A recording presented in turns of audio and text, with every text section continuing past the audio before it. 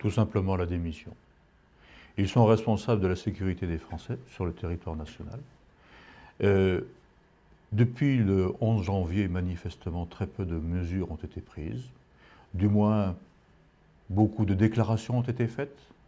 Mais nous avons de nouveau des attentats qui sont terriblement meurtriers.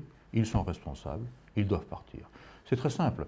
Dans une entreprise, s'il y a un accident mortel du fait d'une négligence du chef d'entreprise, le chef d'entreprise peut aller en prison et c'est normal. Pourquoi la responsabilité ne serait-elle pas la même pour un ministre? Et je considère d'ailleurs que plus on a de responsabilité dans la société, plus on doit répondre devant la nation.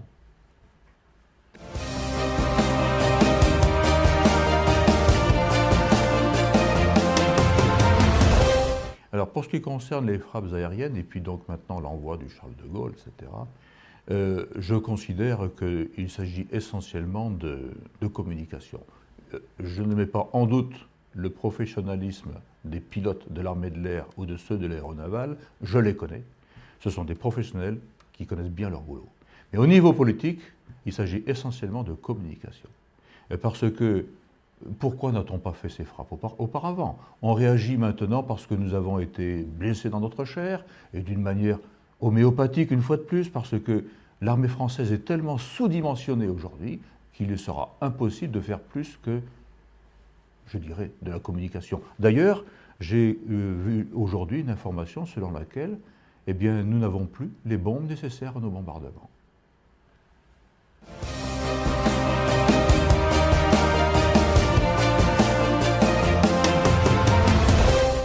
Alors, je ne suis pas allé aux frontières depuis que la mesure a été annoncée, mais comme tout à chacun, j'ai pu constater par la presse, les réseaux sociaux, etc., que, encore une fois, il s'agit très vraisemblablement d'un effet d'annonce, beaucoup plus de mesures réelles.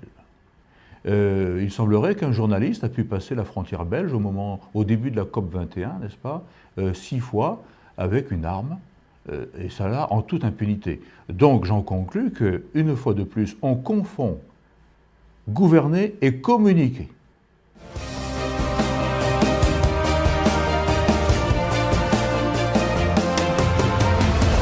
Donc la Turquie a abattu un avion russe au prétexte qu'il avait violé son espace aérien. Certes. Je n'imagine pas un instant que l'OTAN n'ait pas été mis au courant de cette affaire, avant qu'elle ne se produise. Donc, si l'OTAN a été mis au courant, l'OTAN a donné son accord, son aval. Il s'agit donc d'une agression camouflée, dans mon esprit, d'une agression camouflée de la Turquie avec l'aval de l'OTAN contre la Russie. Or, l'OTAN est une organisation dont nous sommes membres à part entière, et Nicolas Sarkozy nous a fait réintégrer le commandement militaire de l'OTAN. Et l'OTAN prévoit que lorsque un membre de l'OTAN est agressé, les autres doivent se porter à son secours. Imaginons que le président Poutine décide de mesures de rétorsion, nous pouvons être, par engrenage, conduits dans une guerre qui n'est pas la nôtre, et à notre insu, contre notre volonté. Ceci est dramatique, non seulement parce que nous avons bien autre chose à faire aujourd'hui, vaincre Daesh, le djihadisme wahhabite, protéger, sécuriser nos périphéries continentales, l'Afrique, etc. Nous avons à arrêter le flux de migrants. Ce n'est pas le moment de nous lancer dans une guerre contre la Russie, qui n'a aucune raison d'être de plus, parce que la Russie, je le rappelle, n'est pas l'URSS. La Russie n'est plus notre ennemi depuis bientôt 30 ans. Nous n'avons aucune raison de lui faire la guerre. Donc cette guerre totalement injustifiée serait suicidaire pour la France et pour l'Europe. Il est donc urgent de quitter définitivement l'OTAN, qui est une machine pour nous entraîner dans la guerre. Et comme l'écrivait le général de Gaulle, ou comme il le disait, quand la France fait la guerre, il faut que ce soit sa guerre.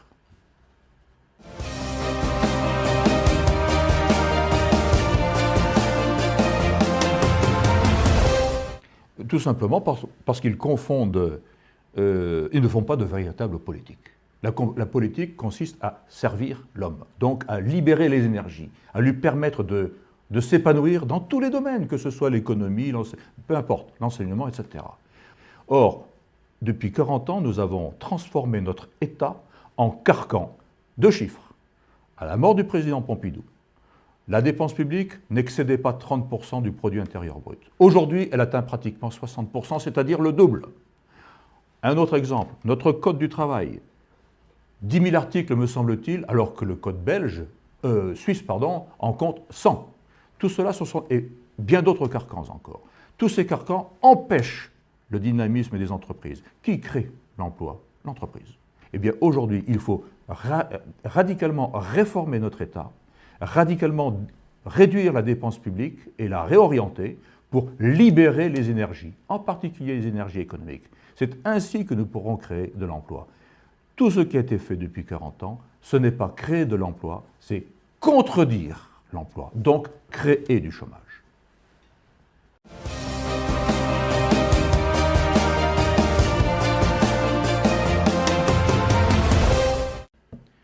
Non seulement l'immigration de travail, mais l'immigration en général. Et l'affaire des migrants, on vient s'y ajouter. Le djihadisme, les attentats maintenant, la guerre, l'attitude de la Turquie, très équivoque dans cette affaire-là. C'est un ensemble, si vous voulez. Et les Français ont pris conscience du fait que la stagnation démographique de l'Europe et l'explosion démographique de l'Afrique, du Proche-Orient, créent une situation qui va s'amplifier dans le temps. Donc, nous sommes aujourd'hui une société extrêmement fragile et cette fragilité ne va que s'accentuer, finir en drame, si nous ne prenons pas les mesures nécessaires, aujourd'hui, des mesures drastiques pour rétablir la situation. Une pause migratoire de très longue durée est aujourd'hui nécessaire, de très longue durée, et il faut qu'elle soit décidée par référendum et uniquement par référendum.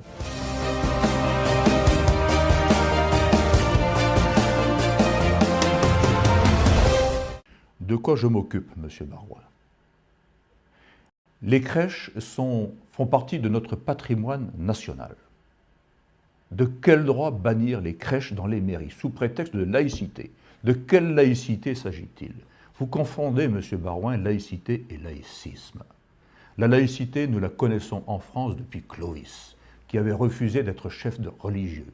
La laïcité, c'est la distinction, comme on dit habituellement, la distinction et non la séparation du pouvoir spirituel et du pouvoir temporel, et leur coopération au service de l'homme. Vous, ce que vous faites, c'est du laïcisme, c'est de la négation des libertés, c'est de la destruction des religions. De quel droit? En faisant cela, vous amputez l'homme de au moins l'une de 6 dimensions. L'homme, c'est non seulement un homme biologique, mais c'est aussi une intelligence et c'est une vie spirituelle. Vous lui refusez la vie spirituelle. De quel droit?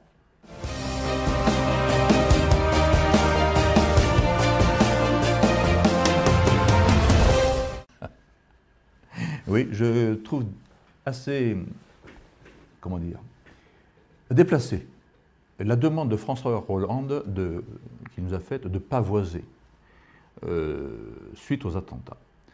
Non que le fait de pavoiser soit une mauvaise chose, que je réprouve cela. Bon, ce n'est pas à un officier qu'on va dire qu'il n'aime pas le drapeau tricolore. Je l'ai servi pendant toute ma vie. Mon père m'a appris à l'aimer passionnément. Et je le porte dans le cœur, beaucoup plus d'ailleurs que sur le fronton de ma maison. Mais je note que François Hollande nous demande cela quelques mois à peine après avoir admis les cendres de Jean Zay au Panthéon, Jean Zay qui traitait le drapeau tricolore de torche-cul. Alors, je trouve cette attitude profondément choquante, équivoque. C'est une instrumentalisation du drapeau. S'il y a bien quelque chose qu'il ne faut pas instrumentaliser, c'est bien le drapeau tricolore.